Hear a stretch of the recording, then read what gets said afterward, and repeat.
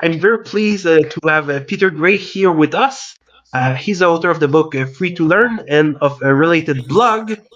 And he will start by first introducing himself and discussing a bit of his work. And later we will follow with a question and answer format. And afterwards, we will just have a discussion among ourselves, and Peter is welcome to join us. So, hi, Peter. How are you? And would you like to introduce yourself?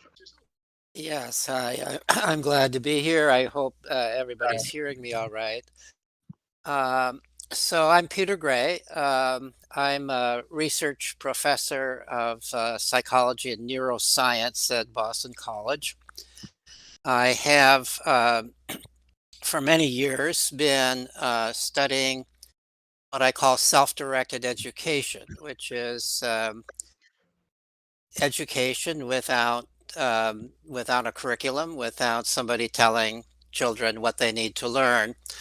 I've pursued this kind of research in a variety of ways. Among other things, I have looked at the done surveys of graduates of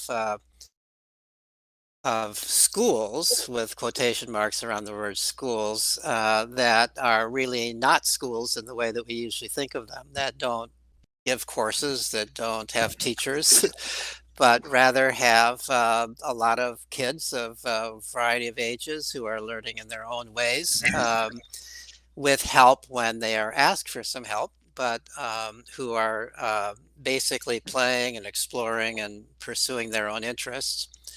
I've also done research on looking at graduates of, uh, of unschooling, which is homeschooling without a curriculum, where children are officially homeschooled, but they are not being required to study anything or to take tests and so on. And I've looked at how they do in life after they have finished this period of homeschooling and gone on to adult life.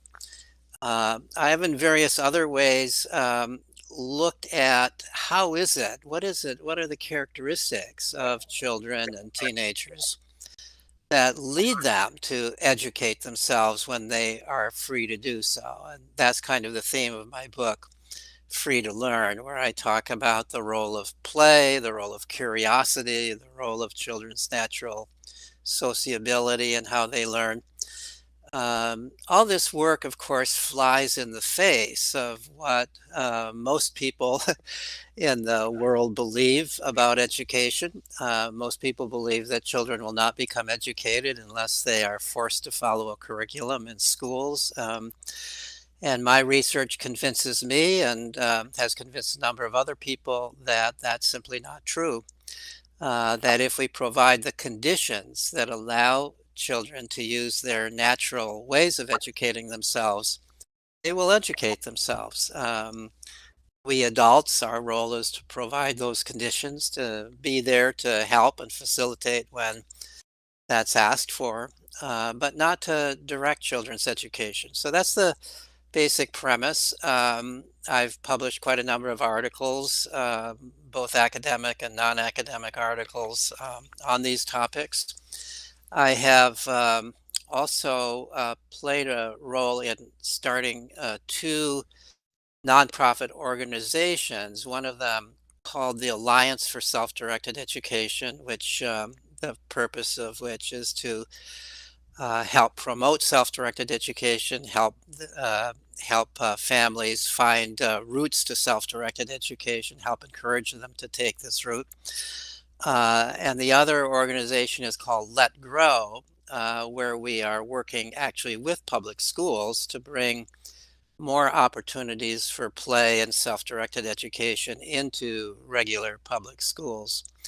So I guess that's enough for me to at least lay out a little bit of what my research has to do with. Oh, one more thing I might say is that as part of my research, I have documented and written about the extraordinary decline in opportunities for play for children in the United States. This is also true in much of Europe, but my research has been in the United States, where children have far less time and opportunity to play and explore and pursue their own interests, even discover what their own interests are, because they're being kept so busy with school, and because, at least in the United States, we have a kind of irrational fear that children will be in danger if they're out playing without adult supervision.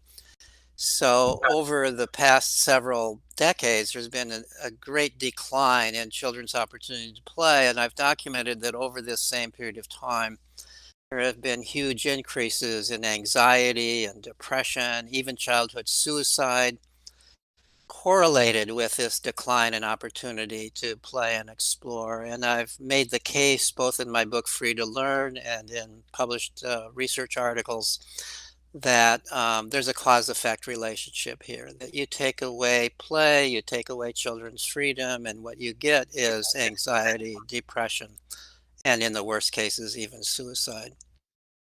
So I'll stop at that point and turn it over to however you want to pursue this. Okay, perfect. So now, if you're in the audience, you can raise your hand, and I will allow you to ask questions. Moreover, we have a thread in General Voice called Peter Gray Questions. So if you have questions, you can ask them there too. And Alex Yorev will be in charge of asking these questions. By the way, Alex, I don't see you. Okay, I'll take a question from Alex Yorev then. Hello, Professor. Thank you very much for being here. So, one of the questions asked by the people in the questions thread is the following. Is it possible, and if so, how, to overcome the long-term effects of authoritarian parents? For example, not caring for yourself, feeling anxiety in general, and also being nervous, anxious, and numb every time you meet a new person. Yeah, so that hasn't been the focus of my own research, but it's a great question. We certainly have a lot of people, certainly in the United States, who have grown up overprotected, and who have not had the opportunity to develop what psychology call a locus of control, which means a sort of a sense of I'm in control of my own life. I can solve my own problems. I'm a courageous enough person to do new things. I can tolerate failure and recover from it. I'm a resilient person. All of these kinds of things. We're seeing a decline in those characteristics as a result of children growing up overprotected and not having enough opportunity to play and explore and experience life and how to deal with it in their own terms. So this is a problem, and I think that it's, of course, never too late. I think that it's very important, if people recognize this, that they begin to take steps themselves to be more courageous. Just what is it that I am hesitant to do? Let me try it out, and let me realize that if it doesn't work, if I fail at this, it's not a disaster. I can just try again. Every failure is a new experience. So I think that that's probably the best advice I can give about this. Being given that it isn't something that I have fully explored. If somebody is going to go to therapy, I would recommend what's called cognitive behavior therapy, and what that therapy is oriented towards doing is to understand so that you understand your own framework of thinking about the world and about things, and that you kind of self-correct on that you ask yourself, really, what are the things that I'm afraid of, and are those fears realistic? And by thinking about whether they're realistic or not, convincing yourself, well, maybe I can try this thing that I'm currently afraid of. And every time you make that jump, you feel more encouraged than you did before. I can tell you something that we're doing in schools. So this is with young people, but the same idea might apply for older people as well. But this is primarily in elementary schools, although it's also being done in middle schools. So it's being done with children anywhere from the age of about 6 or 7 on up to about 14, where what the teacher in the school that we work with actually gives the children an assignment to do something out of school that they are a little bit afraid of, that they're hesitant to do, that they think what they would like to do, but something is interfering with their ability to do so. Or maybe, since this is children, or maybe it's something they would like to do but their parents haven't allowed them to do because the parents think that this would be too dangerous. So the task is for the children to talk with their parents about I really would like to do this. And to kind of, if the parents haven't been allowing them to do it, to negotiate with the parents to have a chance to do it, and then to do it or do something as close to that as possible, which the parents will agree to. What we find is that every time a child does something new like this, the child develops more confidence that they can do something even a little bit more courageous to them, even a little bit more frightening to them. And the parents also discover, hey, my child really feels good about doing these things, about doing this thing that the parent was a little bit afraid of. So what I'm describing here is something that we've been doing with children, but I think something similar to that could work with young adults as well, where you are basically saying, let me every week, maybe every day or every week, however you want to plan it out, let me try something that I think I would really like to do, but I've been hesitant to do. I've been a little bit afraid to do. Let me try it out and see if I can do it. And yeah, I think in that way, a person could gradually overcome the kinds of fears and inhibitions they have, whatever they are. We now have a question from Piotr Wozniak. Yes, Dr. Gray, we love you. We love you. Oh, how nice. I, I couldn't get through because the last couple of minutes I spent on the same struggle like you have had. I'm also a beginner in Discord. I have a question to you, and I will read it slowly because I have it prepared. It's monumentally important, so I'll be slow and deliberate. Okay. Dear Dr. Gray, a group of students plan to organize a school strike in Poland this coming spring. The goal of the strike is to end coercive learning for good. Do you approve of the school strike in the struggle? And if so, would you be ready to officially endorse such a strike? If successful, such a strike might initiate a chain reaction around the world, and that's my dream. Okay, sorry for being so slow and deliberate and formal, but I wanted to be sure it's exactly like it should be. Okay. Well, first of all, wow, that's quite amazing. It takes a lot of courage for children to organize a school strike, and so I would be fully behind them. I would certainly endorse what they are doing. If you think about it, I'm more familiar with in this country. Whenever we have had new human rights developing, whether it's the rights of Africans to vote or to go to school or to live where they choose to live and so on.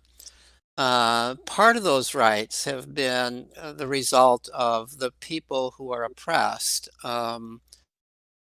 demonstrating and revolting in various kinds of ways. So this has been true with African rights. It's been true with women's rights. It's been true with gay and lesbian rights in this country. It's when those people who are oppressed in one way or another by the society come out and say, yes, I have been oppressed and I'm not going to tolerate it anymore. We're going to respond to this. We're going to continuously demonstrate. That's been a big part of every improvement in human rights. We have the problem that it's very hard for children to assert those human rights. Children are, first of all, they're often convinced because they're young and they believe that that adults know better than they do. They often are convinced that what they're being asked to do or required to do is for the best of them. They don't necessarily feel empowered to revolt against that. But if there's a group of young people who do feel that empowerment, I think that would have a tremendously valuable effect. I think that also there is another point I want to make here. I think it's quite natural for adults. This is going to sound kind of contradictory, but let me say it anyway, that I think it's quite natural for adults to be sympathetic towards children. I think when adults require children to go to school, it's not because they don't like children, it's not because they hate children or want to hurt children. It's because they mistakenly believe, they've come to believe that this is what is best for children. Fundamentally, it's human nature to be sympathetic towards children, more sympathetic towards children than we are towards adults. So if children themselves start to say, school is oppressing me, school is hurting me, school is inhibiting my happiness, school is interfering with my own ability to explore the world in the ways that make sense to me, I think that many adults at least will be inclined to listen to them.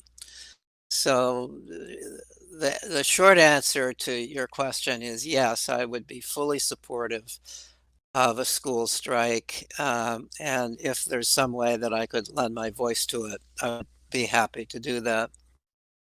Now I have a question from Apex Monkey. Okay, excellent. Hi, Dr. Gray. I read your book, really loved it, and I just have a question on smartphone technology. I wrote out my question, and here it says, Dr. Gray, what are your thoughts on smartphone technology and the development of children? Should they be used or should they not be used, and why? In your own experience and observations, what have you seen in college students' habits and children's habits in K through 12, and what are the positives and benefits of the internet? I have a follow-up question after. Okay, I have a slight hearing problem. So what was the adjective you gave before technology? Did you say smartphone technology? Yes, sir. Okay, yeah. So, well, I think that we tend to overemphasize the negatives. We adults tend to overemphasize the negatives of that technology, and to not be cognizant of the positives of it. I first got interested in computer use and among young people when I kept hearing from adults that it was because children were playing computer games that this was what was preventing them from going outdoors and playing. This was leading them to become very sedentary.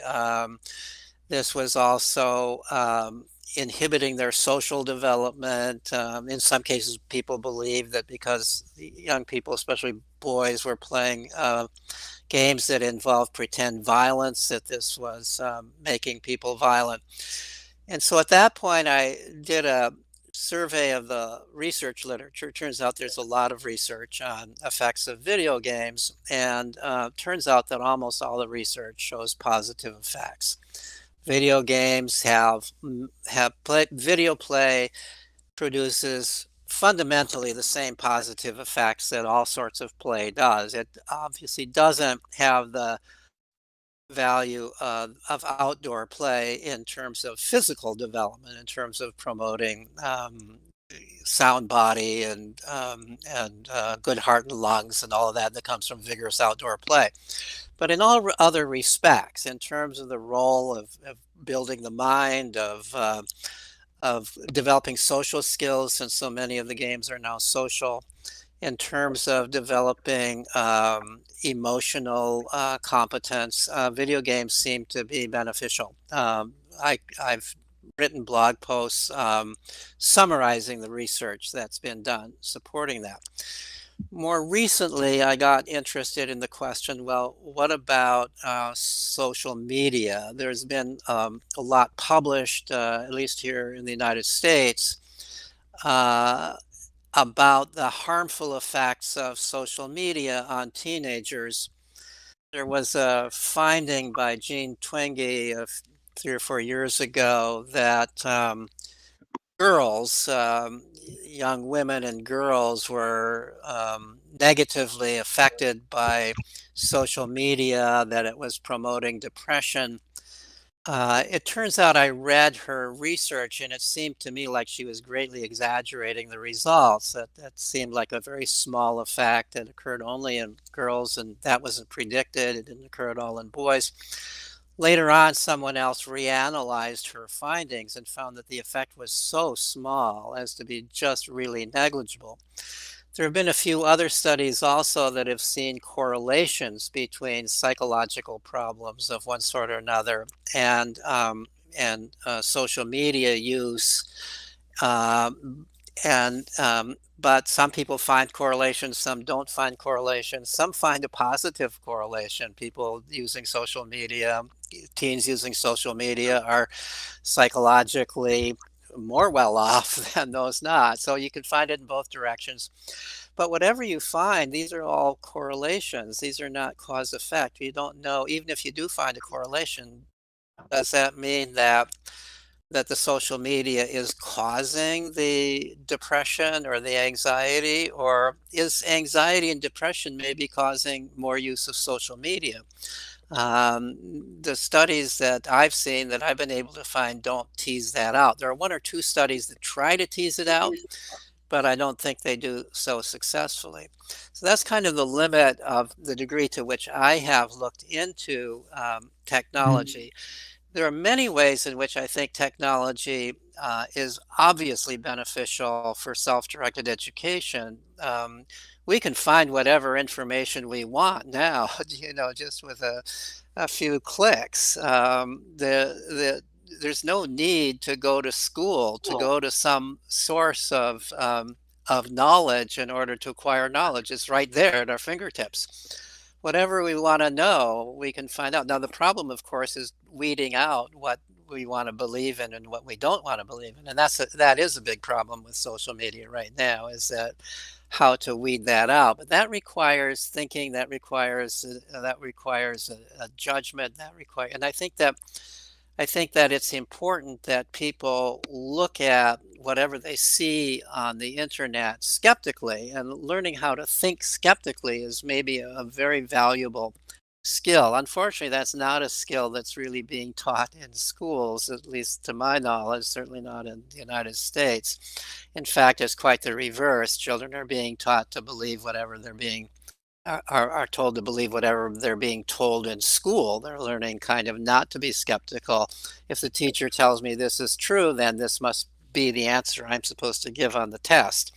That's not creating critical thinking. So I think we do need critical thinkers to weed out the lies and misbeliefs that are on the internet, if we're using the internet as a source of information and knowledge. Did you have Thank a follow-up you. question? I did, yeah.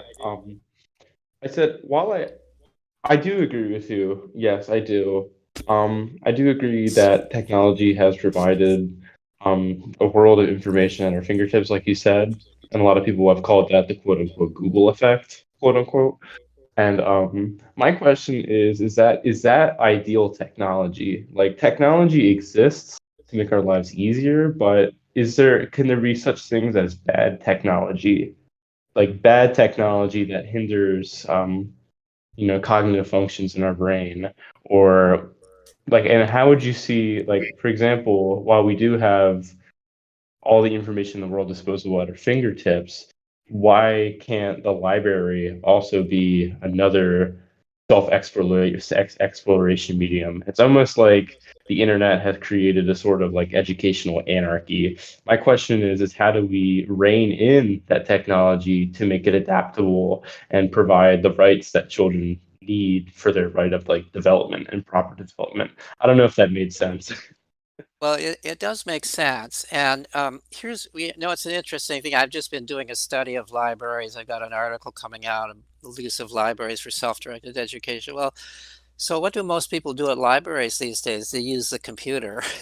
Their libraries, the computer is such a powerful tool. It really is. And you can find, you can read anything you want, and it's so much easier. I actually prefer to read books on my computer because as I'm getting older, it's nice to be able to just enlarge the screen a little bit. I can mark things and go back to it. If I see an abbreviation and I don't remember what that abbreviation means, I can quickly find it. It's just so much easier, even if you're just reading a standard book, to read it on a computer than to read it in a book. Now, there are people who feel differently about that. They just like the feel of a book. And for some time, that was true for me, too, because I sort of grew up reading books. But the in terms of cognitive in terms of cognitive effects, here's what we know that and again, this is video games I'm talking about. It's only because the only research I'm aware of has focused on video games. The only research I'm aware of on cognitive effects, and that is the first finding was that this was quite some years ago, actually, maybe about 10 years ago, that kids who play a lot of video games have on average higher IQ scores than kids who play fewer video games. Now that's a correlation. That doesn't necessarily by itself prove cause and effect. It may just be that the video games are cognitively difficult and you only enjoy them if you have sort of those kinds of cognitive skills that get measured by an IQ test. So, but this has been followed up by many experiments, actually controlled experiments, where people in the experimental group are asked to play one or another video game a certain number of hours a week, over a certain number of weeks, and they're assessed on various kinds of cognitive tests, similar to the kinds of tests you would see on an IQ test. They're assessed before and after, and then the other group does some control thing, not playing video games, some control thing that they're doing. The result of now dozens of experiments is that those who've played the video games show a big increase in the cognitive skills that are being measured. These are cognitive skills like ability to hold a lot of information in your mind at once, ability to pay attention to the important information and ignore the unimportant information, ability to change strategies quickly if the strategy that you're using isn't working well. These are obviously abilities that are very important in our time in history. They're becoming more and more important. And these abilities are being built, it turns out, by playing video games. Some of the researchers, again, you can find blog posts I've written on this. Don't believe what I say, but if you read the blog posts, look at the references I give there. These are references to review articles that have reviewed the scientific literature on this, and they're pretty uniform in showing these cognitive benefits of playing video games. Now, I think that there's also likely to be cognitive benefits of other things that people are doing on the computer, perhaps less so if they're just passively watching YouTubes, passively watching movies, and so on and so forth. But nevertheless, keep in mind that even if you're watching YouTubes, even if you're watching movies, that's no more passive really than reading. We tend to think of reading as more active, but really reading is, you're limited to the words on the screen there. You're not contributing creatively to what's happening. You're just reading it, trying to understand it. That's not fundamentally different from watching a YouTube and enjoying and trying to understand what's on the YouTube or on the film that you're watching.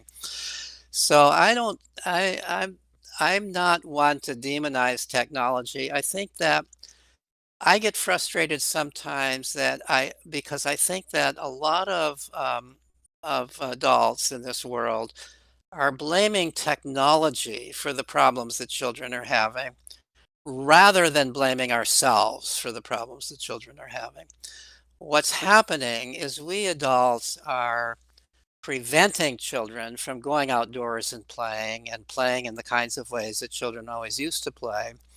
And then and then we blame them for not going outdoors to play, but we're really not allowing them to. Certainly that's true in this country. It's very well documented. Parents don't allow their kids out, or even parents that allow their kids out, there's nobody else out to play with. Schools are giving more and more homework, so children have less time to play and explore and pursue their own interests. And so when children are home and do have some freedom, they're inclined to get on their computer because that's the only way they can communicate with their friends. They're not allowed to get out and be with them in public spaces, or it's very difficult for them to be so, especially to do so away from adult control. And of course, children want and need to get away from adult control in order to grow up. That's a requirement. That's why all children want to get away from adults to play with other children away from adults. Always have. Right now, we've got a world where the only way children can do that is on the computer. So if we took away the computer, we would take away basically the only way that children have to communicate with one another outside of school. I will now invite Marn. Marn, go ahead. Yes, I'm sorry. It's my name is written in Cyrillic, and it's because it's an old account on Discord used in my school in Bulgaria, and I'm also a beginner in Discord. I didn't know how to change it. I'm sorry. I'm very happy to be in this call with you, Gray, and I want to say that I'm a very fan of your work. There are a lot of people in Bulgaria actually who are very keen on everything you do. We have your book translated here, and most of your articles I have translated from the blog. And I want to ask you something specifically about this organization, about public schools, and what you said that you now kind of have a focus on working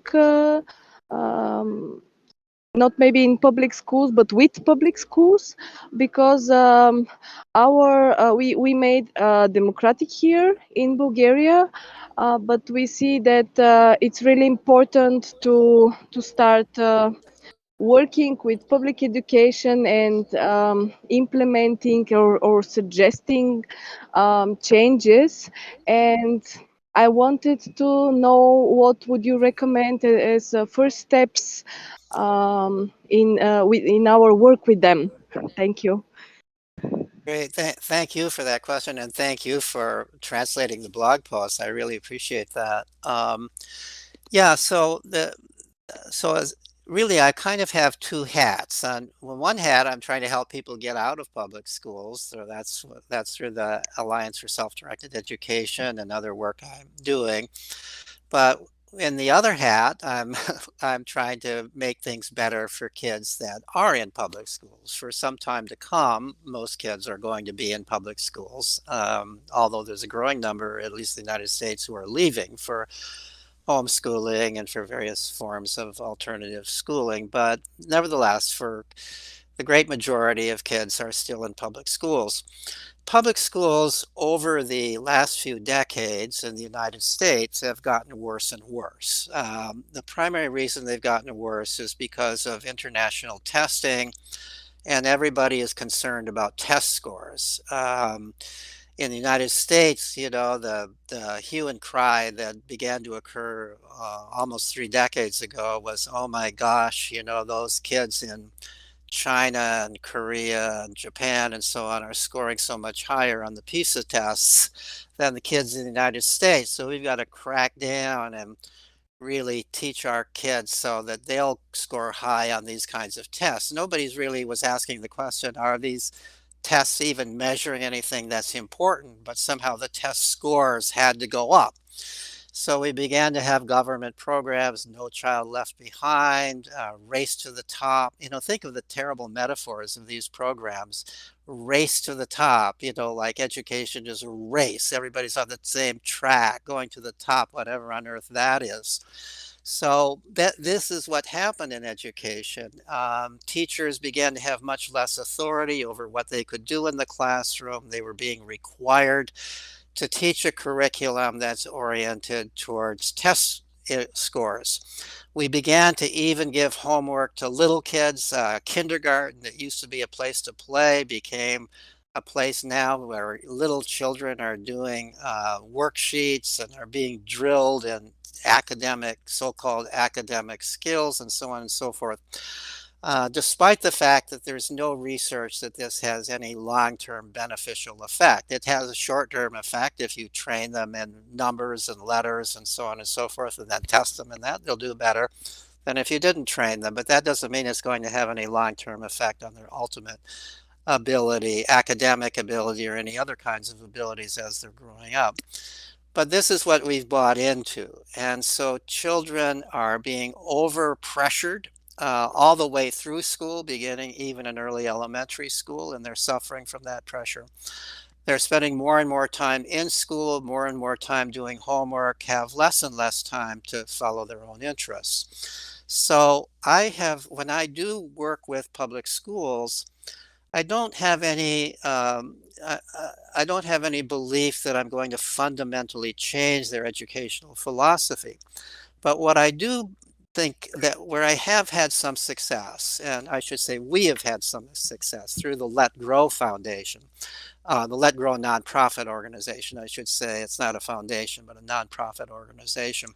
Where we have had some success is by convincing school superintendents that that children need time in addition to the academic work they're working on. They need time for self-directed education, that there are a lot of things that children learn through play and exploration that can't actually be taught in the classroom. And that means that if we want well-rounded students, fully educated students, we need to provide them with time to play and explore and pursue their own interests. Well, to do that, that means giving less homework rather than more homework. It means increasing recess time, and it also means maybe adding a couple of programs to what they're doing. And these are programs that have been promoted by Let Grow. One of them is the one I was just describing to the previous question or to one of the previous questions, that is what's called the Let Grow Project, where teachers actually give assignments to children to do something out of school that they would like to do, but is kind of scary to them, and then to report on it. So this is a way of encouraging them to have an adventure, to negotiate with their parents, to be allowed to have such an adventure. And then they report back to it, and there's a discussion of it in class, and the kids share thoughts about what they would like to do. This has been quite successful and has been documented to result in improvement in self-concept, improvement in courage, improvement in what psychologists call an internal locus of control. The other thing we do, which is actually more of the project I've been involved with, is what the schools call play club. And so this is an hour. Usually most schools do it just for 1 hour a week, which isn't really enough, but it's certainly way better than nothing. 1 hour a week of free play at school, where all the kids in all the grades are playing together. This is mostly done in elementary schools. So these are kids from kindergarten through 5th grade, to be roughly 5 to 10 or 11 years old. So where they are playing, where you can have the whole school playing together, maybe a couple hundred kids. using the playground, using the gymnasium, using the hallways of the school, maybe adding the art room in where there's all kinds of things to play with. There's all kinds of people to play with across all ages, and where there's really essentially no rules except to not damage anything that's valuable and not hurt one another and to keep relatively safe, where the teachers who monitor are instructed not to intervene unless they feel absolutely essential. Let the kids solve their own problems. If you see a little quarrel, let them solve their own quarrel, and so on and so forth. Well, it was hard to get this established in the first schools that wanted to do it because a lot of people were afraid it wouldn't work. They thought the older kids would bully the younger kids and so on and so forth. But one superintendent a few years ago decided he was going to do it for all of his schools, and it worked out so successfully that not only did those schools continue doing it, but other schools began to do it. And the parents, even the parents who were skeptical about it, saw how happy it made their children, how the children would go excitedly to school on the day that had play, on the day when play club was being held. So now there's something like 200 schools, at least 200 schools doing this, and it's a growing thing. So this is one way that we have worked with schools, and it seems to be growing. Of course, during COVID, there was a break from it because the physical play together was being banned, but schools are now beginning to take this up again. And it looks like there's going to be even more schools doing it, at least by the next academic year, if not for the remainder of this academic year.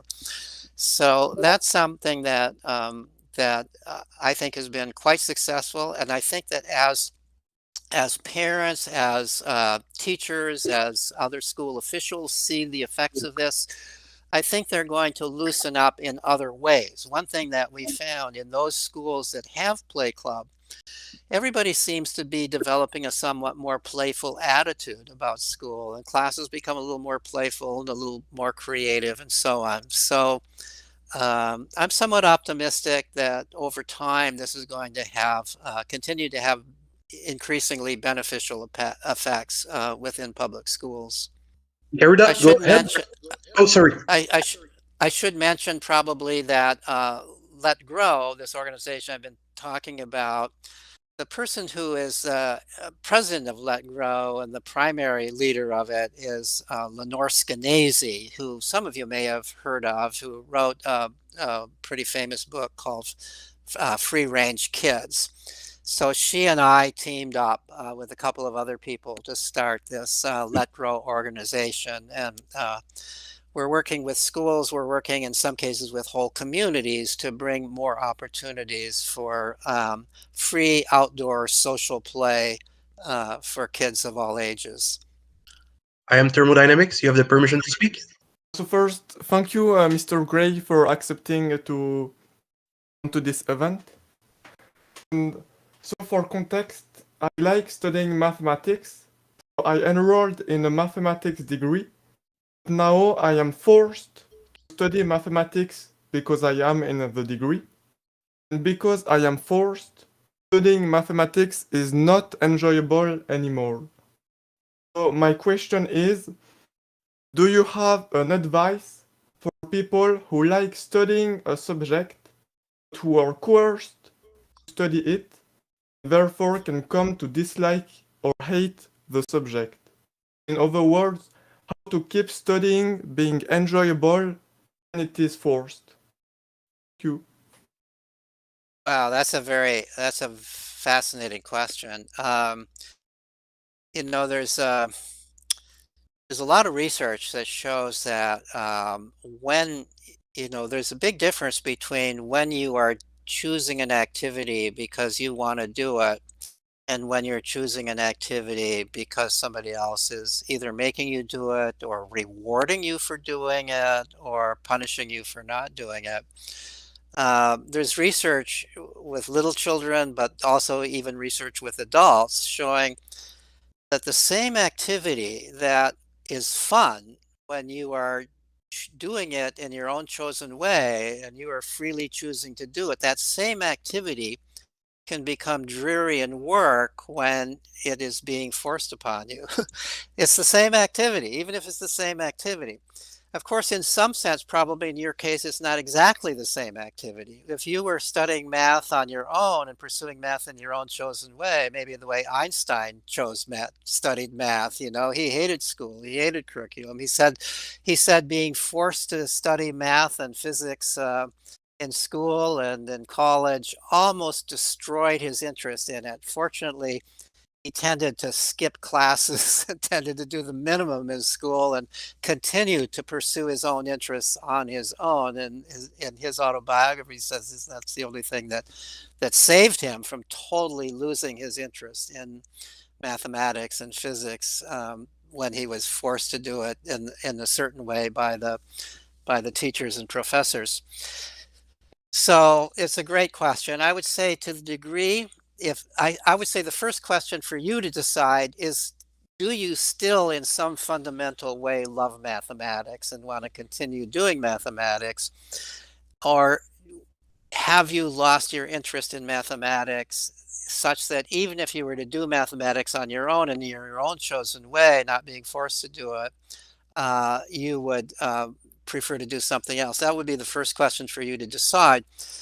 And if you would really believe that you still have this interest in mathematics, and to the degree that you continue pursuing mathematics in your own way, the way Einstein did, to that degree, you may be able to preserve your love of mathematics and do what you have to do to pass your course, where you're being forced to pursue mathematics in school. That would be the approach that I would recommend. Uh, the other question, though, is if you really have lost your interest in mathematics, what would it take for you to just simply leave that program and move into some other program that would fit more with what your interests are? It's always difficult when, it's really, really, and this is the tragedy of our school system. You take something that is intrinsically interesting to many people, and then you try to teach it, and you teach it in a particular way and on a particular schedule, and everybody's supposed to be doing the same things, and you destroy people's interest in it. It's no surprise to me that almost everything that people study in school they lose interest in. When I was teaching psychology at Boston College, I would ask people, well, why are you majoring in psychology? And they would tell me things like, well, I know I don't like biology. I know I don't like mathematics. I know I don't like physics. I know I don't like English. I know I don't like this and that because I took all those things in school. So I know I don't like them. But we never studied psychology in high school. So maybe I'll like that. I always thought that was a very interesting reason for choosing psychology as a major, because they had never had their interest destroyed in it by virtue of being required to study it in school, at least so far, not until they took it in college. I hope they didn't lose their interest in college. So I'm sympathetic to the problem. I don't know if anything that I've said is helpful, but I wish you well in resolving this. It's what you're facing is a tragedy facing, in one way or another, almost everybody in school. Okay. Oli Miar, I give you permission to speak. Okay, hello, Peter Gray. I have simple question to you. What is influence of school coercion on the brain, and can you explain how harmful is school coercion?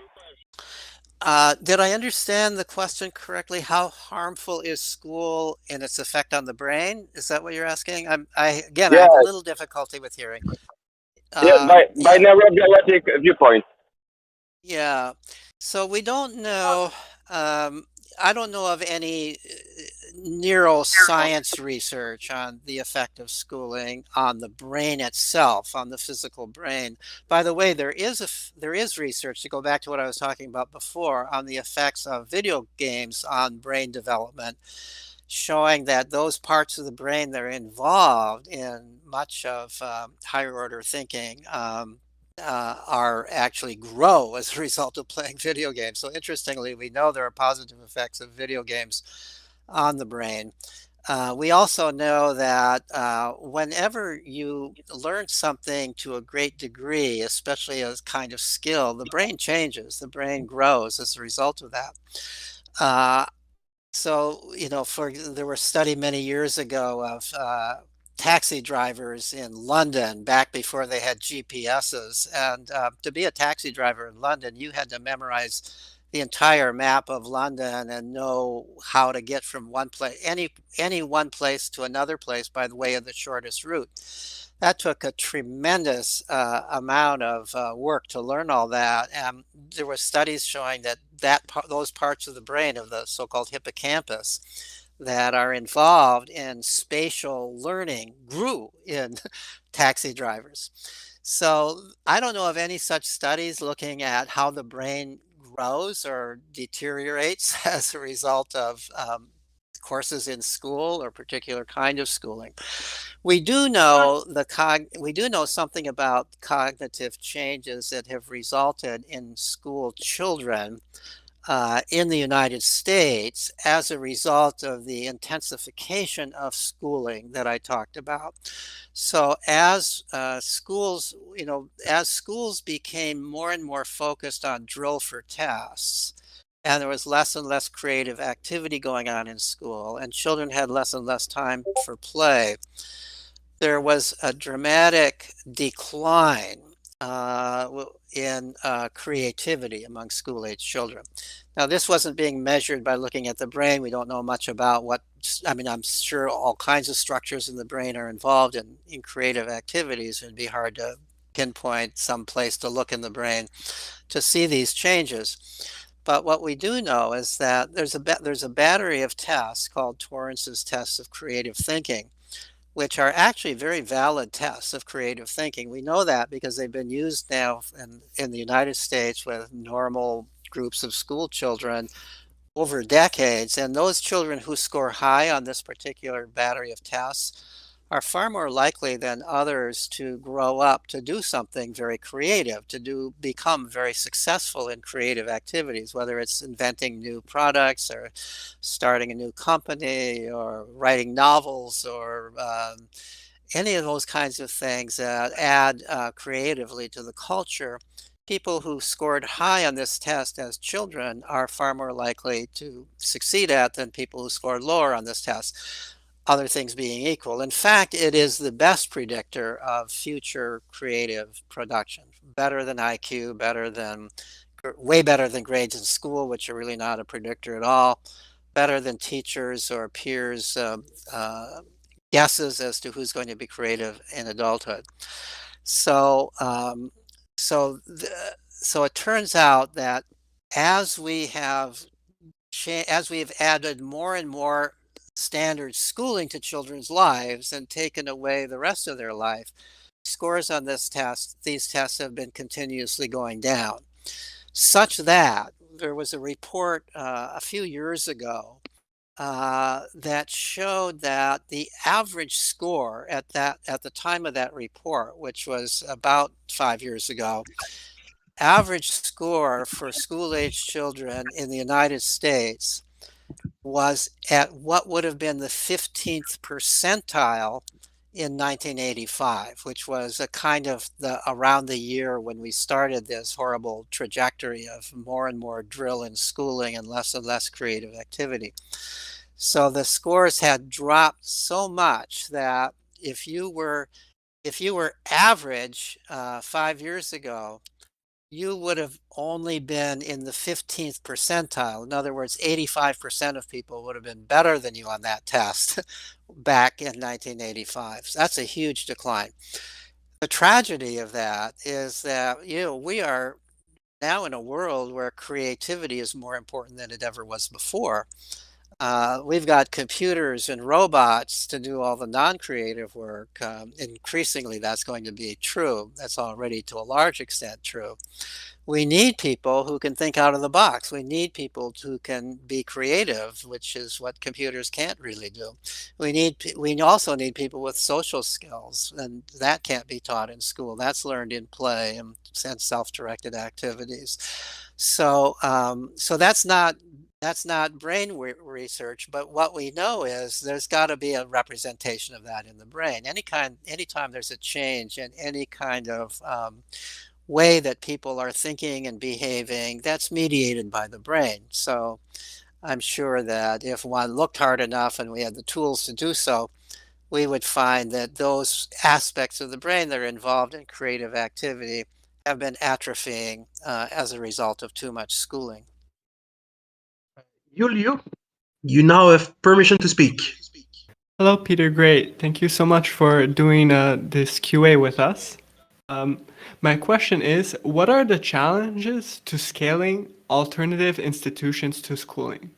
That is, institutions that support free learning children. For example, going from 60 not sure how to pronounce it, Sudbury schools around the world to 60,000. What is the challenge to increasing the number of such schools? That's the question?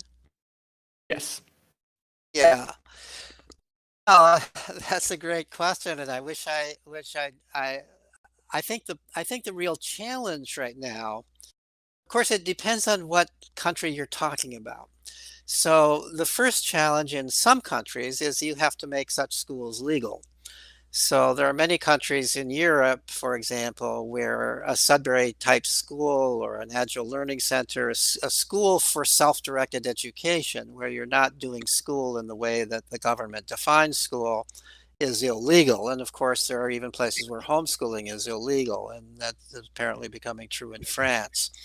So that's the first challenge for the people in those places. In the United States, these kinds of schools are legal, but they are not government supported. So the result is that that they have to be supported by tuition or by gifts to the school. And oftentimes the staff members are underpaid because they don't, they're trying to keep the tuition rate down, or they're trying to allow students to come who can't afford to pay any tuition, and so on. So the challenge. So one challenge, of course, is in the countries where such schools are legal, the challenge is getting them to be legal. The challenge in places where it's legal but not publicly supported, the challenge is how do you find money to publicly support such institutions? Now, even if you can find money to publicly support such institutions, the challenge still exists that most people are not going to enroll their children there yet. And the reason for that is most people believe that traditional school is essential for their children's development. Most people have the belief that school is how children learn. We almost equate schooling with learning, traditional schooling with learning. And that children who are not being required to study in the way that they're being required to study in school are not going to learn what they need to know in order to succeed in life. So I have presented evidence from my research that belief is not true. That if we provide the opportunities for children to learn, they will learn what they need to do well in life. They may not learn the same things that they're being taught in school, but they will learn what is important for them to do well in life, because what we find over and over again is those students who've pursued self-directed education are, generally speaking, doing very well as adults in life.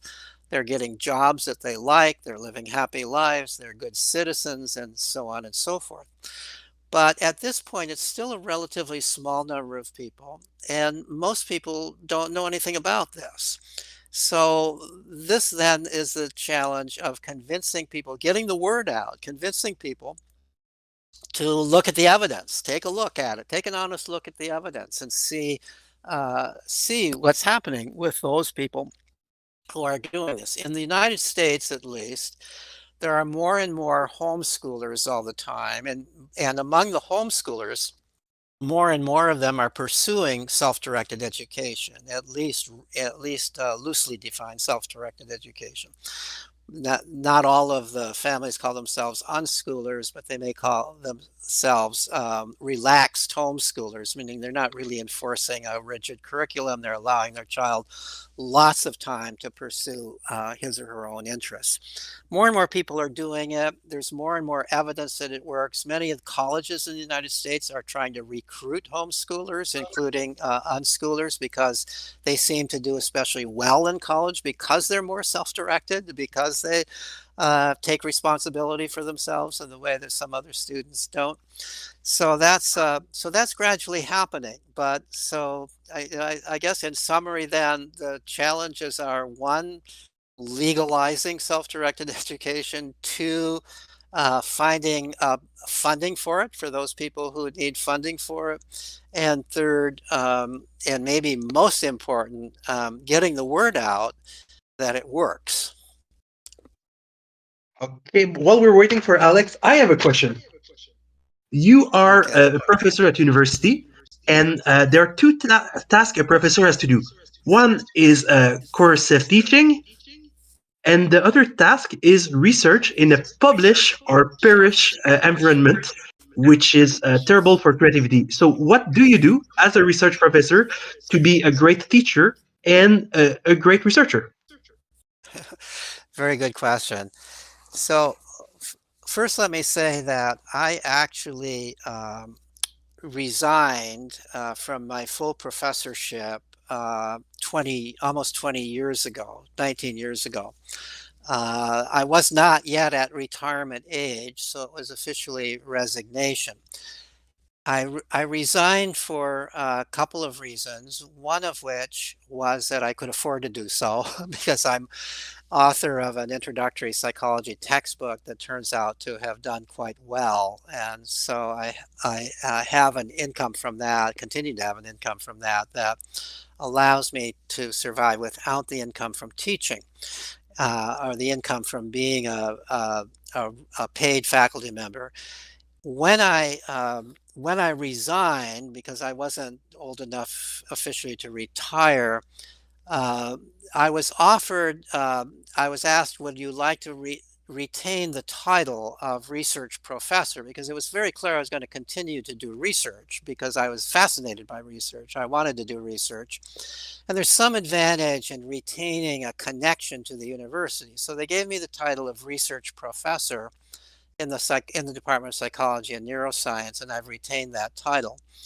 I continue to do research, but since I have long had 10, even if I were still a faculty member, I could do whatever research I want. I don't need to, I survived the publish or perish portion of it, conducting research, which was really research I was enjoying doing. I think that at least within psychology, there's a lot of, at least at Boston College at the time I was a professor there was a lot of room to do research of whatever interests you, whatever kind of research interests you. So that wasn't a particular problem. Teaching was a problem.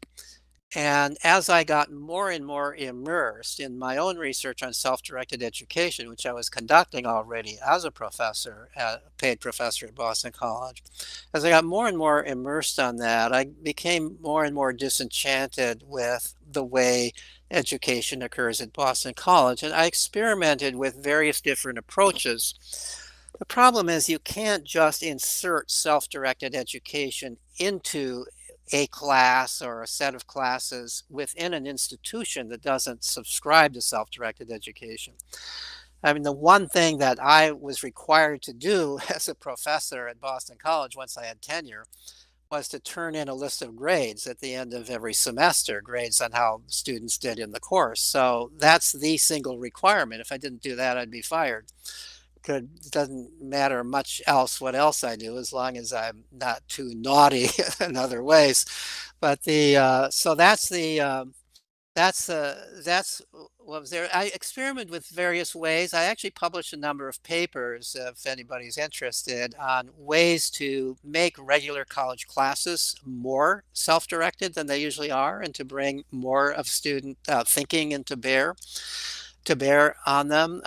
I could say something about that if there's interest in it, but it might be a digression from the main topic of this. I found some success in it and got some satisfaction from that. Um, but all in all, I really, after something like 30 years of teaching in the university, I was really ready to move on from teaching, which was part of the reason why I resigned my position. So now, ever for the past 19 years, every morning I wake up and I say, whatever I do today is play. I don't have to do it. I'm doing this because I want to do it. And if I didn't want to do it, I wouldn't do it. So my current research, the involvement I have with the nonprofit organizations that I helped to start, my participation on this meeting right now, and the various other meetings that I do, this is all my choice to do it. I could have said no, and it wouldn't have been the worst for me to do so. I find that I get joy and meaning in life if the things that I choose to do not only are pleasurable for me and interesting for me, but if I feel that it's doing some good for the world. Not everybody would agree that what I'm doing is good for the world, but I'm convinced it is, and enough people are that that also provides motivation for me to continue doing what I'm doing. I have often said to people who've asked me about early retirement, I've often said, if you can afford to do it, do it. Because once you are free from the obligations that your employer in whatever area it is are free from those obligations, then you are really free to in a playful way do what you want to do. Okay, thank you very much. Alex Guriev, you have a question from the Peter Gray question thread. Go ahead. Yes, thank you. And before that, I would like to say that about what you previously said, I think we can all agree in here that what you're doing brings a lot of good to the world. Well, Anyway, thank you. now to the question itself, which comes from Guillem. He asks, do you support a mild dose of coercion, which could lead to a child finding some area of interest by serendipity, which most likely won't have happened as the child would not have started or searched for that on its own? Or do you think that children should be 100% coercion free? Or, in other words, can a little coercion help at times? That's a really good question. You know what? I've thought about that in terms of my own life. Is there any place at which I was sort of coerced, not exactly coerced, but more than encouraged to do something that I didn't want to do? And the thing that I come up with is when I was 6 years old and kind of afraid of the water, my mother, in my mind, made me take swimming lessons. So she believed very strongly that it was dangerous, especially for somebody living in Minnesota, where we're surrounded by lakes and everybody's going fishing and on boats and canoes, that it's actually dangerous not to be able to swim. So at 6 years old, she put me in swimming lessons against my will, And to this day, I guess I thank her for it. I learned to swim. I learned that by the time I was 7 or 8, I could go out in a boat by myself and do all these things that I otherwise wouldn't do. That comes to mind as something that in my own experience, I was glad that I wouldn't actually say I was coerced if I were really put my foot down and I said, Mom, I'm absolutely not going to do this. I don't think she would have made me do it. She never made me do anything else. The other realm in which I believe that parents have some authority is it obviously it's very important that parents not allow their children to do things that are against the law, that are truly harmful to other people. Parental authority is necessary there.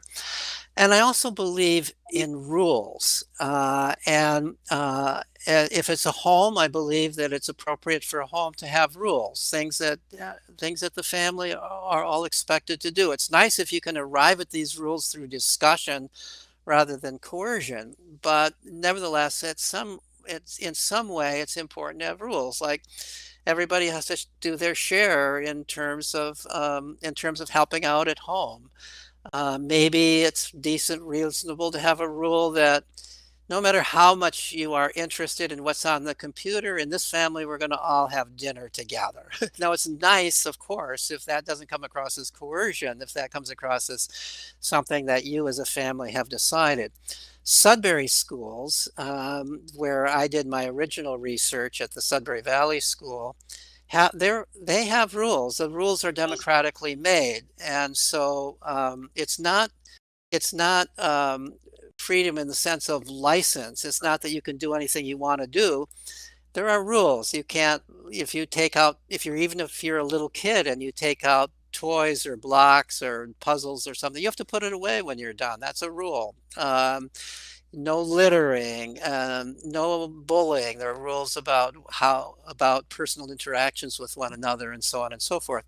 So again, I think it's good to have structure in that sense, certain kinds of rules that are the rules that any community needs, any group of people need in order to get along with one another. I'm not an anarchist in that sense. So that I do believe. On the other hand, in terms of this idea that, well, you've got to make people do a little bit of mathematics, otherwise they'll never know what mathematics is. Or you have to make people do a little bit of European history, or else they'll never know what European history is. Or you've got to make people read a Shakespeare play, or else they'll never know how wonderful Shakespeare was.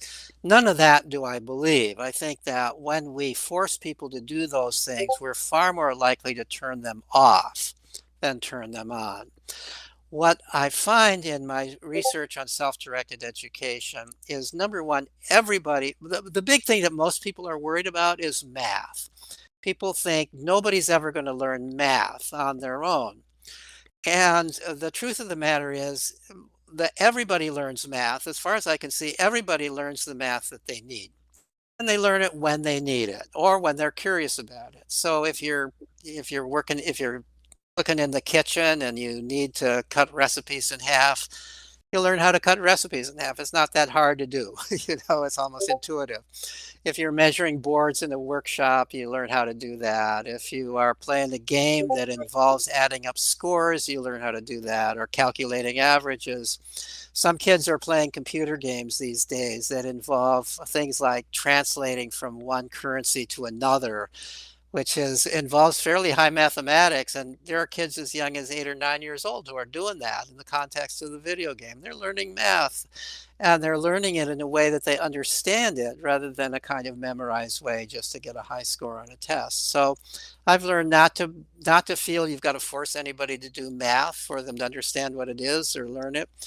When people feel that for one reason or another they need to learn higher math, they can learn it at any stage in their life. I've often talked with scientists who use math in their work, and I say, so did that high school mathematics course those high school mathematics courses that you take, have they helped you in your work? And almost inevitably they say, no, I don't even remember what it was. I seem to remember something about quadratic equations, but I've never used a quadratic equation in my life. The math I use is specialized math that I learn in relationship to my job, to the work that I'm doing, that I hear over and over and over again. That's really the way learning should be occurring. You learn what you need to know to do what you need to learn in order to do the things that you want to do. And in that case, you can learn it very quickly and very efficiently, whether you're a child or whether you are an adult. In terms of history, way more people are turned off by history. I think most people don't develop a interest in history until they're older anyway. You kind of almost have to live a certain amount of history before history seems relevant to you. I hated history in school. I like it now because I'm sort of part of my own life is history. And so I have a sense of what history is and why it's important. I've seen social changes, and that makes me curious about other social changes.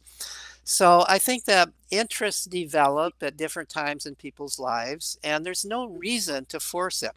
I don't think that exposure is information is a problem in this day and age. You can find information so readily. People are flooded with information. You're far more likely to develop an interest in history, to continue with that, simply by watching films, even fiction films that have to do with some historical event or history. Even whether you go to school or not, that's probably your primary source of an understanding of history.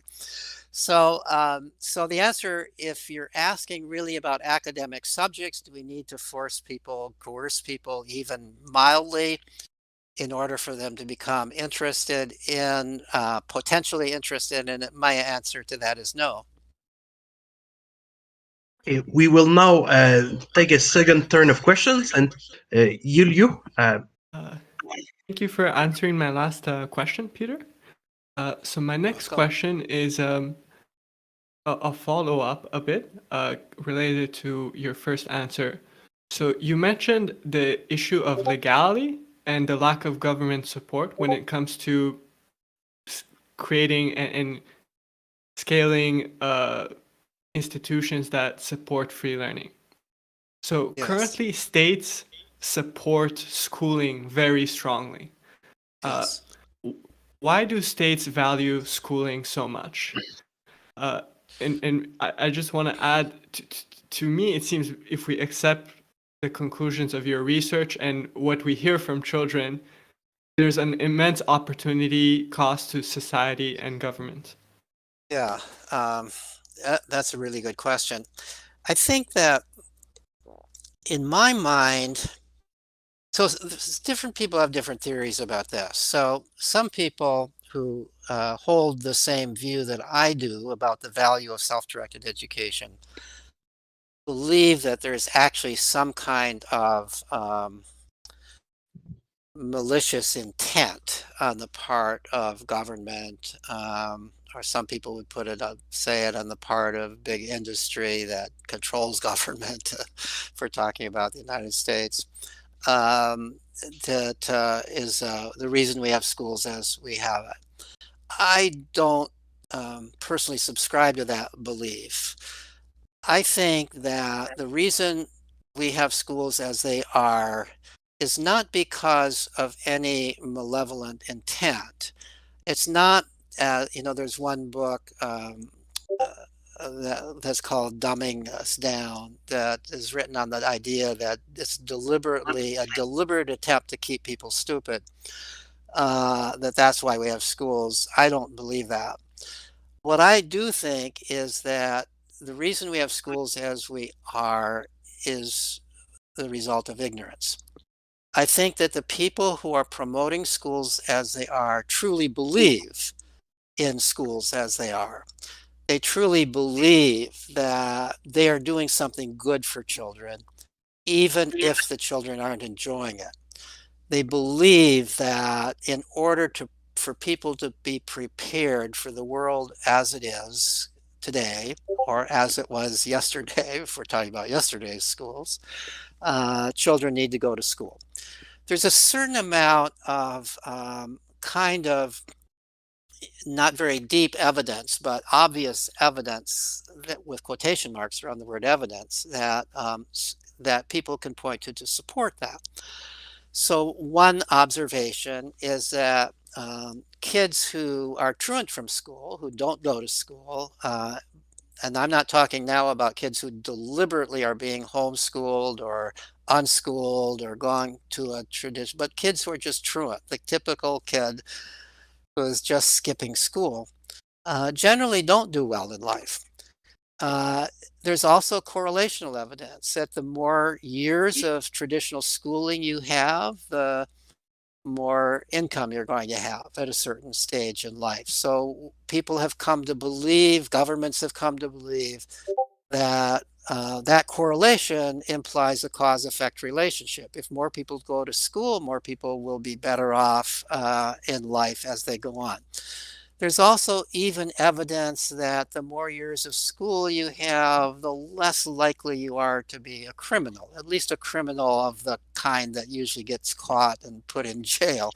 There may be many more white-collar criminals in the college-educated group than the non-college educated group. But nevertheless, there's a lot of kind of superficial evidence, if you will, that schooling is good for people. And most people believe that, and governments tend to believe that. There's also a tendency to distrust families, to distrust parents, and that you can always support that idea because there are always a few families, a few parents who aren't trustworthy, who abuse their children and neglect their children and so on and so forth. And so schools are seen as a way of counteracting that problem. So, so I think that that's why schools persist. Now, why did schools ever get started in the way they are in the first place? I've written about that in Free to Learn. I have a chapter on this. I've been doing some more thinking and writing about it for a new book I'm working on. But historically, schools, the way we have them now, really originated with the Protestant Reformation back in the 1600s and 1700s, especially the 1700s. The Protestant Reformation, and especially in Prussia, the German state of Prussia at the time, the Protestant sects there developed a system of schools that many historians of education believe was the origin of modern schooling as we see it throughout the world today. These were schools, first of all, they were required for people, at least for people who were Protestants, which was pretty much everybody. And the teachers were trained in schools for training teachers. There was a particular curriculum. The children sat in rows looking at the school master, and at that time it was men primarily, maybe entirely, who were teachers who were called masters.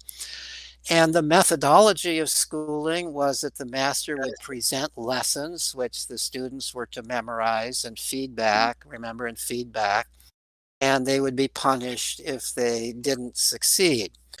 The purpose of those schools, and this is the interesting point, the primary purpose of those schools were two purposes. One was indoctrination, biblical indoctrination, and the other was obedience training. Belief, the sincere belief, apparently, on the part of these Protestants was that you had to be able to read the Bible, and even more so believe the Bible, if your soul was to be saved. So the purpose of school was to save people's souls. They had to learn how to read, they had to read the Bible, and they had to believe the Bible. They had to be indoctrinated in biblical doctrine. And it was the job of the schoolmasters to do that. And also there was this strong belief on the part of the Protestants at that time that that play is the playground of the devil. That it's when children are doing what they want to do, that's when the devil tells them what to do.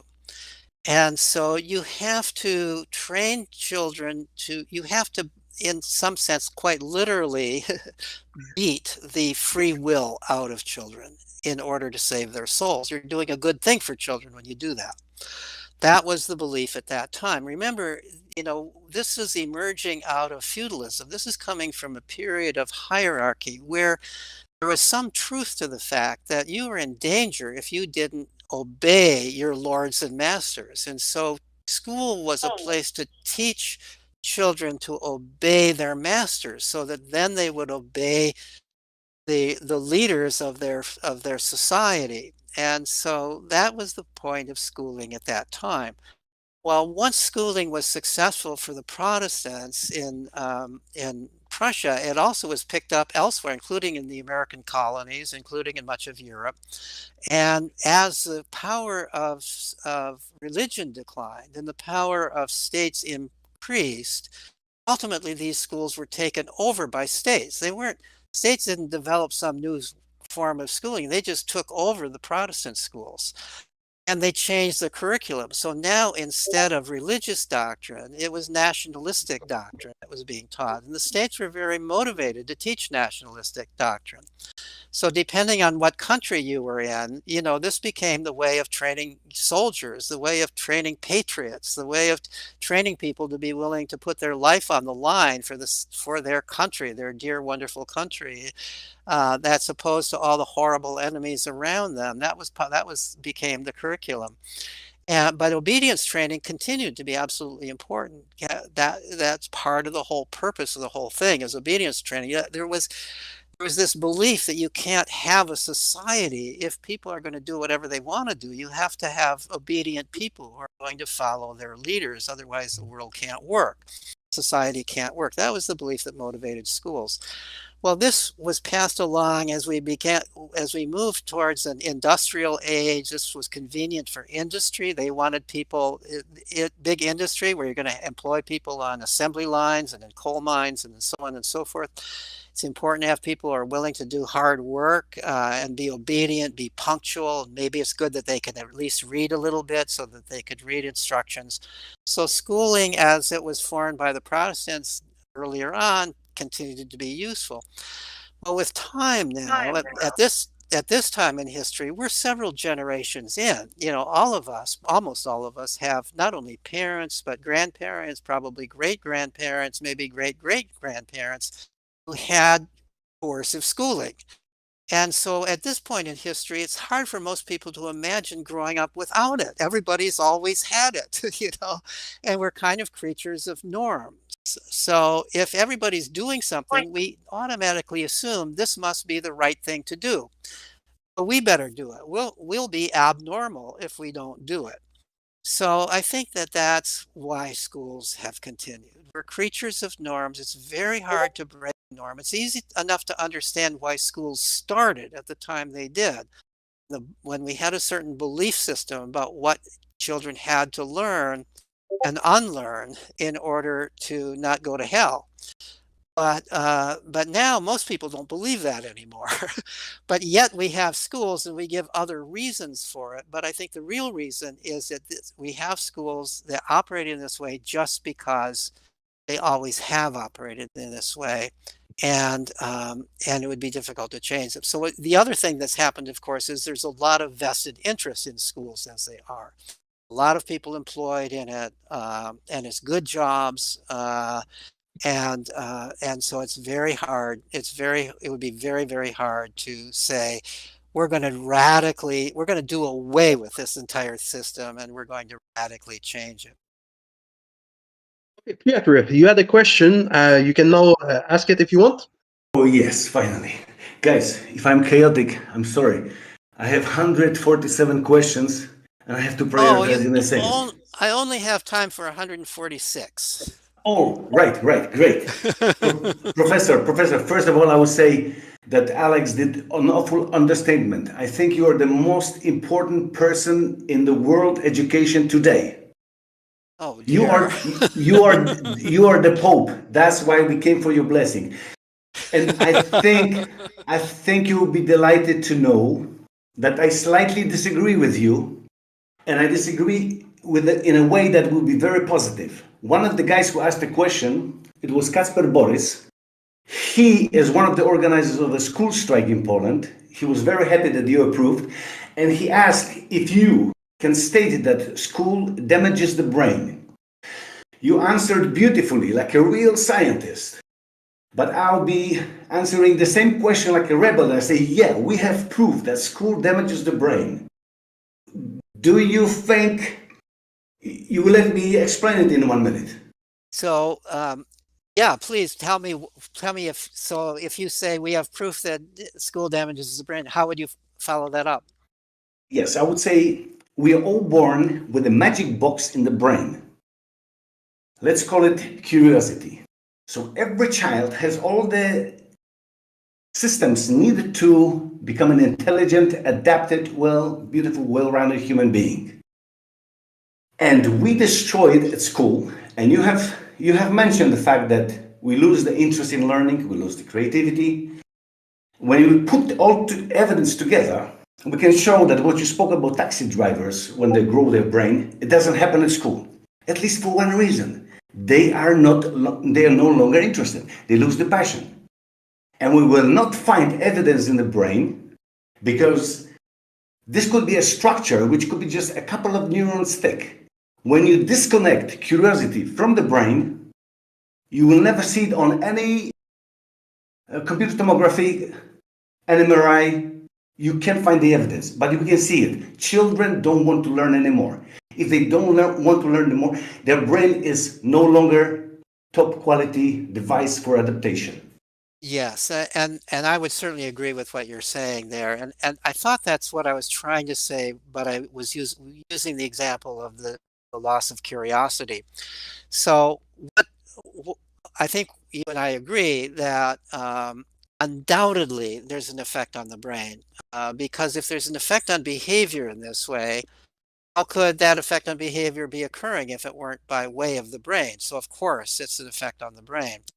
So, but on the other hand, if one is being literal about it, I don't know of any research that's actually looked physically at the physical brain, the way they've looked at the brains of taxi cab drivers or the brains of people doing a lot of video games, showing that there's actual change in the structure of the brain. You'd have to do it'd be an odd experiment. You'd have to compare people who've had people of the same age and the same background who've had one group of whom has been doing traditional schooling and the other group of whom has been unschooled in one way or another, and then actually compare brain structures. In theory, one could do such a study. I don't know of any such study that's been done. Luca, I gave you permission to speak. Hello, Peter. Perhaps it was mentioned at the meeting, but I have missed it. So I've got one simple question. If we were to choose the worst single factor that affects children's learning in the current school system, what would that be? And can you elaborate on it? One single factor that affects in schooling that is, I would say, you know, this is a single factor, but it's pretty much the whole thing. It's coercion. It's being forced to do something, being forced to learn. When you are being forced to learn, you're not really learning. You're going through some kind of sham motions of doing it. You're trying to please the person who's judging you. You are, quote, learning it for the sake of passing the test. And that doesn't mean that it's going to be incorporated in any way that's actually meaningful to you. So I would say that the biggest problem is coercion. There's no problem in my mind. There's no problem having an array of courses that are available to people who want to take them, as long as they can quit if they're not getting anything out of it or not enjoying it anymore. I think that the entire thing that I'm objecting to about schools is coercion. Okay, Alex, I'll give you power to speak. So go ahead. Okay, thank you. Another question from the thread. This time it comes from Winston, and he asks, some Chinese parents don't allow their kids to play freely because they're afraid. They're very afraid of something bad may happen, like getting hurt or addicted. And this is quite common in China ever since the one-child policy. What can those parents do to take the first step to overcome the fear? And then he provides a little bit of background, which is Chinese parents often micromanage their kids' free time to make them attend classes due to peer pressure, and kids end up with almost no time to play. Okay, this is the question. Yes, I do believe I'll accept the premise here that this is even more common among Chinese families, and it is, but it is also very common among American families from all backgrounds, especially middle class, upper middle class families in America. This is becoming more and more true. It's interesting that the question comes in part from the suggests that this results in part from the one child per family rule, and I think that the reduction in the number of children in a family does play a role. If you've got a lot of kids in the family, you can't really control all of them. It would be too much work. You want to get some of them out of the house. Get out of the house. You're bothering me. You can't. But if you've got just one child, you can control it. And there's also kind of a sense of, if you put all your eggs in one basket, so to speak, you better mind that basket, right? Make sure that it survives, make sure that it thrives, and so on. So the fewer children you have, the more inclined you are to want to control its development, to want to keep it totally safe, and so on and so forth. You think you're doing a good thing when you do that, but of course you are actually inhibiting that child's development, because children's real development occurs when they are free, when they are doing what they choose to do. They have to take a certain amount of risk, otherwise they'll never learn how to deal with risk. They have to take a certain amount of control of their own life, otherwise they'll never learn to deal with it. But the typical parent doesn't understand that, and the typical parent believes that they're doing the right thing by controlling their child. I do believe that, I don't want to stereotype, because there are a lot of Chinese families I know that are very different from that, or have even rebelled against that, Chinese American families. But I have spoken to groups where it's often a Chinese mom, usually it is a mom, has the most difficulty understanding what I'm saying, just finds it hard to believe. I remember speaking one time in San Francisco, and there were some to a fairly large audience of parents, and some of them were Chinese parents, and just seeing frowns on the part of the Chinese moms. And one of them came up to me afterwards and said, "I just don't understand what you said, Professor Gray. I want to understand. You seem to be a knowledgeable person. I want to understand, but you want me to let my child play like a dog? Like a dog? I should just let him go out and play like a dog?" She kept saying it over again. This was like an astounding idea to her. And so I said to her, "Well, maybe if you thought of it as playing like a puppy, it wouldn't sound so bad. It's playing like a dog." But there was this idea that if you're just going to play, you're just kind of an animal, right? I mean, so I do believe what you're saying.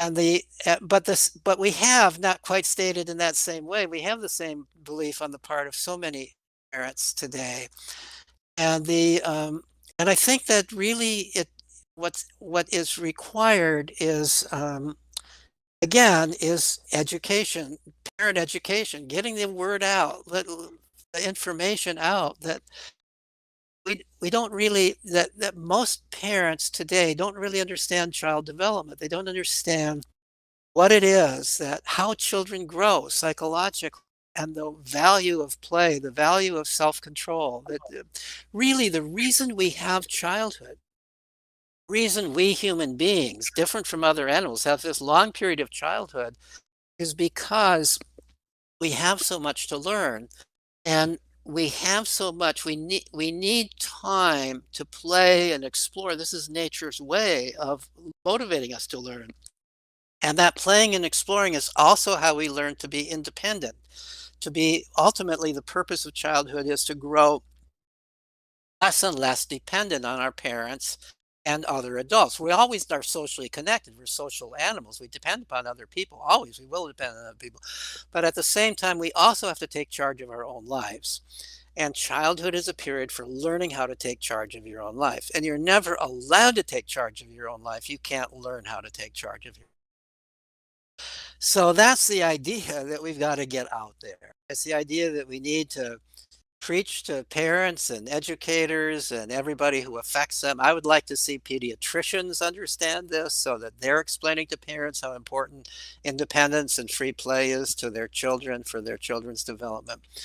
It's really a matter of getting the word out there. Okay.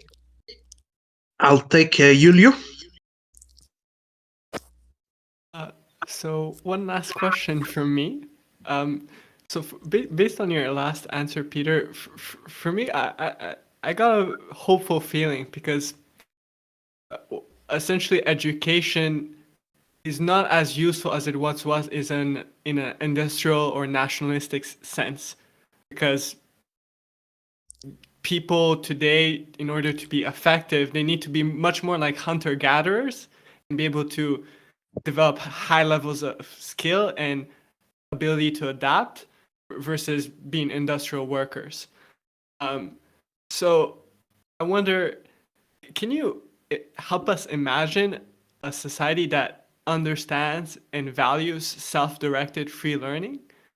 Maybe even held it sacred and consecrated in rituals and tradition. What would such a society look like? What's the fulfillment people live in that society? What does technological scientific innovation looks like? So very general abstract question. Yeah, that's a great question. Let me, this is not a direct answer to your question, but I'm not avoiding your question. I'll try to give some answer to it. But let me, since you've used the word education and said that, well, education, at least as we usually think of it, as is not necessary in our world today, or as necessary in our world today, I would like to say something about how I define education. Education is kind of a word with a halo around it in our culture, and I would just as soon keep that halo around it, but redefine it. So I'm not against education. I'm for education. I just think education is different, is something different, and works differently from the way most people think of it. So most people equate education with schooling. And most people equate being educated with the number of degrees you have, how much schooling you've had. I define education differently. I define education as everything that you learn that helps you to live a satisfying and meaningful life. Sometimes I'll add moral to that, satisfying, meaningful, and moral life, where you're doing more good for the world than harm to the world. I think that everybody should want that. Everybody should want that for their own kids. Every government should want that for their citizens, right? Don't you want people who live satisfying, meaningful, and moral lives? Sometimes I'll add productive to it, but sometimes I think we put too much emphasis on productive. Maybe we're too productive and we're burning the world out because of that. But satisfying, meaningful, and moral life. So wouldn't it be wonderful and I think it's self-directed education is how you acquire that. So in self-directed education, what you're doing is you're figuring out who you are, what you like to do. You're exploring the world to see how you best fit into that world. And so you are acquiring kind of a sense of knowing yourself and knowing the world enough to know, where is my place in this world? What is my unique place in this world? Or if it's not a unique place, what are the set of possible places that would work for me? Given who I am, given my personality, given my interests. And how do I even know my interests? I have to explore my interests. So when I study people who grew up with self-directed education, when I interview them, what I find is that they have the following characteristics, and they may give us a clue to what the world would be like if everybody grew up this way. First of all, they tend to take responsibility for themselves. They're not likely, many people when they grow up, blame whatever the problems they have on other people. They had a terrible mom, or they had bad school, or they had this problem or that problem, and so on. What I find is people who grew up with self-directed education don't tend to do that. They tend to take responsibility for themselves. They tend to not see themselves as victims of something in the world around them, maybe because they aren't so likely to be victims. But I also think after all, they were allowed to pursue their own interests. It's a little hard to blame other people if you were pursuing your own interests while you were growing up.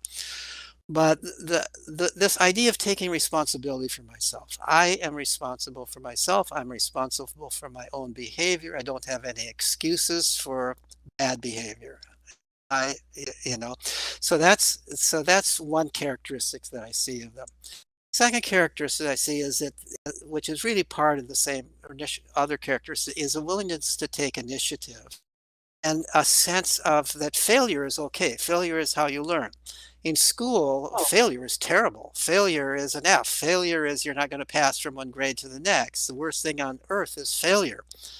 But of course, in real life, if we're going to do anything interesting at all, we're likely to fail. You know, people who start new businesses or who are innovators say, you're going to fail many times before you succeed. So you have to be willing to accept failure. You have to not be you have to not become depressed by failure in any long-term sense. You have to be resilient from failure. Because people growing up with self-directed education have started many things and they've realized that they've failed and not done well, and much of what they've done, they develop a sense of failure is okay. It's okay to try things. It's okay to try things that I may not be that good at, but let's see. Let's try it out. Let's see how it goes. So that's part of it.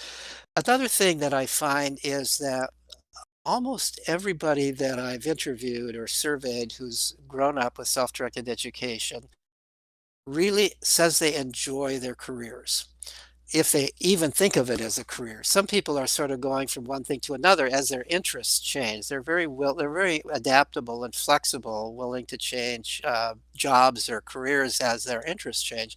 Other people are in the same career over a long period of time, and especially those who are in the same career over a long period of time, almost all of them develop the interest that they are now pursuing a career while they were still children. Because they had lots of time to play and explore, they had time to discover and develop their passions. We talk about passions, following your passions is almost a joke, when you talk about it in school. How do school children ever even know what a passion is if all they're doing is what they're being told to do in school? In order to discover your passion, something you're intensely interested in, that you're willing to quote work at hours and hours on end because you're so fascinated by it, you're so interested in it. You have to have time, a lot of time growing up to play and explore and try different things out. And ultimately you may hit upon something that, boy, I just really love this. And if you hit upon that and you're self-directed, then the next question that you might ask at some point is, well, as I grow up, as I have to make my own living, my parents are not going to support me forever. Can I make a living doing what I really love to do? And what I find is that a large percentage of people who grew up with self-directed education are in careers that they love to do. They're doing things that interested them as a child. So some are in arts and music, and some are in technology. Some of them, however, are inventors, or they're or they've gone into medicine, or there's a whole range of careers. But they developed that interest in the career while they were young, and they knew what they were into, and they developed some ability in it, and maybe did some kind of an informal apprenticeship in it as they were growing. So those are the characteristics that I see in people. The other characteristic is, this is maybe especially true of those who've gone to a democratic school, is that they've developed some direct understanding of and appreciation of the democratic process, because they've been involved. If they're at a Sudbury type school or another school where students are involved in creating the rules and enforcing the rules, they've developed a sense of what a democracy really is and how a democracy works. And so they tend to be good democratic citizens as adults. They tend to vote, they tend to take part, they tend to get involved in social causes and so on. And many of them attribute that to the fact that in this smaller community of the school, their voice was respected and heard. And They want their voice to continue to be respected and heard, and so they work towards systems that will allow it to be respected and heard in the larger community. They don't have this attitude of, well, the government is this big amorphous thing and I can't really influence. They have the attitude, really, which is the appropriate attitude in a democracy. The government is me and the rest of the people all working together here to decide on the rules, to decide on what's right and wrong, and so on. So all of this gives me hope, at least, that as we gradually change, I don't think the change is going to, it's not like we're going to suddenly go from coercive schooling to democratic schooling and free learning, but it's going to occur gradually. And over time, as more and more people are growing up this way, more and more people are going to be living as adults in the way that I just described. And this means there will be some shift in the way the world operates. I think democracy will have to become more transparent because there will be more people demanding that. I think jobs will have to be less hierarchically organized. Businesses will have to be less hierarchically organized because they're going to have fewer people who are willing to just do what they're told to do if it doesn't make sense to them.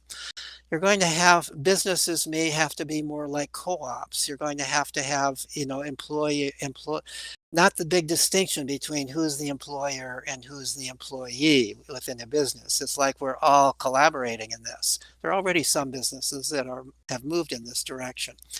So those are some of the kinds of ways that I think the world change. And again, it's going to be gradual. I don't think it could, I think that it would be an absolute shock if it were possible to suddenly change the world in this way. And I'm not sure how the world would adapt if everybody suddenly was up in this self-directed way, but that's not going to happen. It's going to happen in a more gradual way, and there's going to be an evolution in society that accommodates that. And I think that evolution is going to be a positive one in every way that I can think of.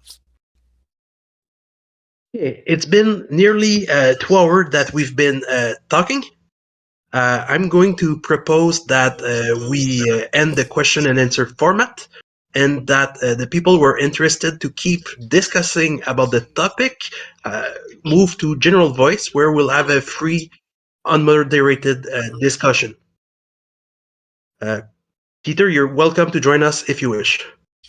Yes, well, thank you. I have enjoyed being on here, and these are great questions that have been asked. I do have to leave because I've got other meetings that I need to go to, but it's been a pleasure, and thank you all. Bye-bye.